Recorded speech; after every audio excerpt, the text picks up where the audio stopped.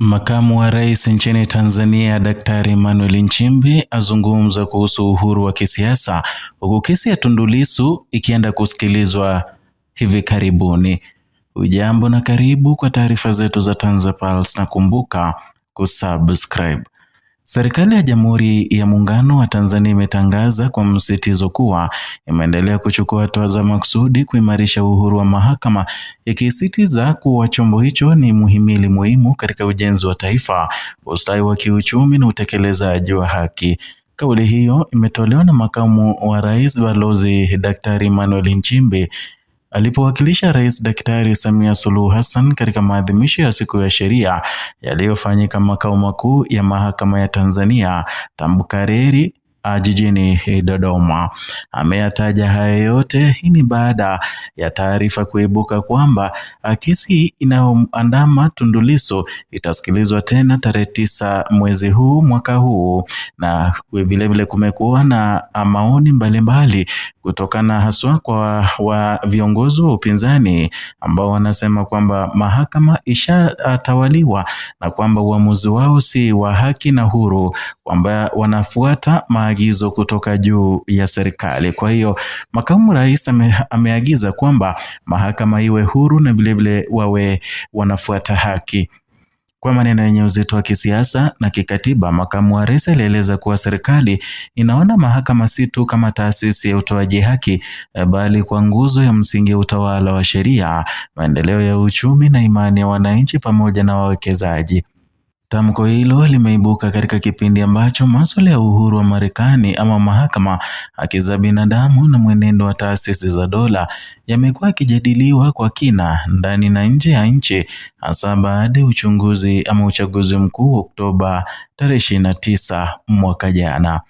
Kauli ya Makamu wa Rais inakuja wakati ambapo Tanzania imekuwa chini ya uangalizi wa wadau hasa wa kimataifa kuhusu hali ya utawala wa sheria, na ripoti ya BBC News na Reuters katika miaka ya karibuni zimeeleza kuwa uhuru wa mahakama ni moja ya vipimo vikuu vinavyotumiwa na uwekezaji na jumuiya ya kimataifa kutathmini uthabiti wa kisiasa na kiuchumi wa nchi. Baada ya uchaguzi wa mwaka jana, mijadala kuhusu haki, uwajibikaji na namna migogoro ya kisiasa inavyoshughulikiwa imeongezeka. Serikali kupitia hotuba ya Makamu wa Rais imeonekana kutuma ujumbe wa kujiamini kwamba mahakama inawezeshwa kutekeleza majukumu yake bila kuingiliwa, huku ikisisitiza kuwa uhuru huo lazima uambatane na uadilifu na uwajibikaji. Na katika sehemu iliyovutia mjadala mkubwa, Makamu wa Rais alionya kwamba uhuru wa mahakama haupaswi kutumika kama ngao ya kuficha uzembe, upendeleo au vitendo visivyo vya haki, akisisitiza kuwa uhuru huu ni dhamana ya kutenda haki kwa uadilifu, wazi na kwa kuzingatia katiba na sheria za nchi. Kauli imepokelewa kwa tafsiri mbili tofauti. Kwa upande mmoja, wachambuzi wanaiona kama jaribio la kusawazisha hoja ya uhuru wa mahakama na wajibu wa uwajibikaji, na kwa upande mwingine, baadhi ya wanaharakati wa haki za binadamu wamenukuliwa na Al Jazeera wakionya kuwa kauli kama hizi zinaweza kutafsiriwa vibaya endapo zitatumika kuhalalisha shinikizo la kisiasa kwa mahakama. Makamu wa Rais alieleza kuwa mahakama ina wajibu muhimu katika kusimamia utekelezaji wa mikataba, kulinda rasilimali za taifa na kuhakikisha kuwa maendeleo yanawanufaisha Watanzania wote kwa usawa. Hoja hii imejikita katika ukweli kwamba migogoro ya kibiashara na kiuchumi inashughulikiwa kwa haki na kwa haraka, huongeza imani ya wawekezaji. Kwa mujibu wa The Guardian, the East African nchi zenye mifumo imara ya kisheria huvutia mitaji zaidi ya kigeni kwa sababu wawekezaji hujihisi salama, na serikali ya Tanzania imekuwa ikijitahidi kujenga taswira hiyo hasa kupitia mageuzi ya kisheria na ujenzi wa miundombinu ya mahakama. Serikali imeahidi kuendelea kushirikiana na mahakama katika ujenzi wa miundombinu, kuimarisha rasilimali watu na kuboresha maslahi ya watumishi wa mahakama. Mpango wa kujenga mahakama za mwanzo katika kata zote zisizo na mahakama umetajwa kama mkakati wa kusogeza huduma za haki karibu na wananchi. Hatua hii imekuwa ikipigiwa debe na wataalamu wa utawala bora, wakieleza kuwa upatikanaji wa haki kwa wananchi wa kawaida ni kipimo muhimu cha demokrasia inayofanya kazi. AP News na Daily Nation zimewahi kuandika kuwa ucheleweshaji wa kesi na umbali wa mahakama umekuwa changamoto kubwa kwa wananchi wa vijijini katika nchi nyingi za Afrika Mashariki. Makamu wa rais alifunga hoja zake kwa kuunganisha sehemu la mahakama na utekelezaji wa dira ya taifa ya mwaka 2050. Alibainisha kuwa mahakama ina mchango mkubwa katika kulinda haki na misingi ya katiba, kutatua migogoro kwa haki, kujenga imani ya wananchi na wawekezaji, kukuza uwajibikaji katika sekta ya umma na binafsi, na vilevile kudumisha amani ya kitaifa. Wachambuzi wa sera wanaona hili kama jaribio la kuonyesha kuwa maendeleo ya muda mrefu hayawezi kufunikwa bila mfumo imara wa kisheria. Na ripoti za taasisi za utafiti wa demokrasia zinaonyesha kuwa nchi zinazotekeleza dira za muda mrefu bila misingi thabiti ya kisheria mara nyingi hukumbwa na migogoro ya kisiasa na kiuchumi. Na katika hatua nyingine, makamu wa rais aliwaasa viongozi wa siasa, wanaharakati na wananchi kuheshimu tume iliyoundwa na rais kuchunguza matukio ya uvunjifu wa amani baada ya uchaguzi mkuu Oktoba tarehe 29 mwaka jana, aliwataka kuacha kujadili masuala hayo nje ya mfumo wa kisheria. Kauli hii imeibua mjadala mpana, hasa ikizingatiwa kuwa chaguzi zilizopita zimekuwa zikifuatwa na malalamiko kutoka kwa vyama vya upinzani na mashirika ya kiraia. BBC News na Reuters wamewahi kuripoti kuwa uwazi na uhuru wa tume za uchaguzi ni muhimu katika kurejesha imani ya umma baada ya migogoro ya uchaguzi.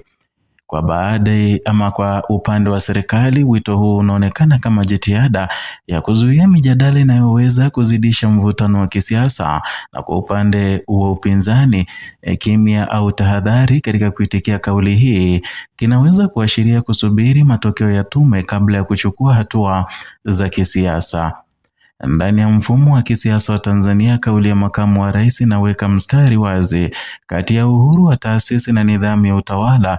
Serikali inaonekana kutaka kuonyesha kuwa inaheshimu mahakama, lakini pia inatarajia mahakama ifanye kazi kwa kuzingatia maadili na sheria. Hii ni mizani nyeti inayohitaji uangalifu mkubwa, na wachambuzi wa East African wamewahi kuandika kuwa uhusiano kati ya mihimili ya dola, serikali, bunge na mahakama huamua kwa kiasi kikubwa ubora wa demokrasia katika nchi zinazoendelea.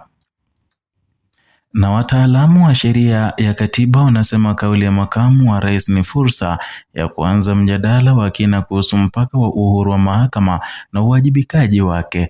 Baadhi wanashauri kuwepo kwa mifumo huru ya tathmini ya utendaji wa mahakama bila kuingilia uhuru wake wa kutoa maamuzi. Jamii za kiraia, kwa mujibu wa Al Jazeera, imekuwa ikisisitiza umuhimu wa kulinda mahakama dhidi ya shinikizo la kisiasa, hasa katika kesi nyeti zinazohusu wanasiasa na haki za kiraia. Hii inaonyesha kuwa mjadala huu bado uko hai na una pande nyingi. Na Tanzania imekuwa na historia ya kujenga mahakama imara tangu enzi za mwanzo wa uhuru, lakini pia imekumbwa na changamoto za kuanisha uhuru wa mahakama na mahitaji ya kisiasa. Mageuzi ya kisheria yaliyofanyika katika miaka hivi karibuni yamelenga kuboresha hali hii, lakini bado kuna kazi kubwa ya kufanya. Na kama ilivyoripotiwa na The Guardian, nchi nyingi za Afrika zimegundua kuwa maendeleo ya kweli hayawezekani bila mahakama huru na yenye kuaminika. Na Tanzania iko katika mchakato wa kujiweka katika kundi hilo, lakini mafanikio yatategemea utekelezaji wa kauli hizi kwa vitendo. Kauli ya makamu rais kuhusu uhuru wa mahakama imekuja katika wakati ambao Tanzania inakabiliwa na maswali makubwa kuhusu haki, demokrasia na mwelekeo wa utawala wake, haswa kesi ya Tundu Lissu ambayo wengi wanasema kwamba alilimbikiziwa kwa sababu za kisiasa, huku mahakama ikiambatana na Rais Samia Suluhu kuwakandamiza wale wanaoenda kinyume na utawala wake. Ni muhimu sasa kwa sababu inaathiri moja kwa moja imani ya wananchi, wawekezaji na jumuiya ya kimataifa. Wanaonufaika kisiasa ni wale wanaofanikiwa ama watakaofanikiwa kuonyesha kuwa uhuru wa mahakama unalindwa sambamba na uwajibikaji. Wanaoweza kupoteza ni taasisi au viongozi watakaoonekana kukiuka mizani hiyo. Hatua zinazofuata zitahusisha utekelezaji wa ahadi za miundombinu, rasilimali watu na uwazi wa tume ya uchunguzi wa matukio ya uchaguzi. Endapo maneno haya yatatafsiriwa kwa vitendo, basi yanaweza kuimarisha utawala wa sheria na mshikamano wa kitaifa. Endapo yatabaki kuwa hotuba tu, basi mjadala kuhusu uhuru wa mahakama utaendelea kuwa kivuli katika siasa za Tanzania, na vilevile wale ambao wanaendelea kukandamizwa kutokana na kile wanachosema ni ukosefu wa haki na usawa, basi haswa wale viongozi wa upinzani watazidi kukandamizika wakiwa pale kwenye seli. Ni hayo kwa sasa kutoka hapa TanzaPulse, channel yako pende na kukuletea taarifa hizi pamoja na zingine kwa kina bila kupindisha wala kuegemea upande wowote. Zidi kutusupport kwa kusubscribe, kulike na kushirikisha video hizi.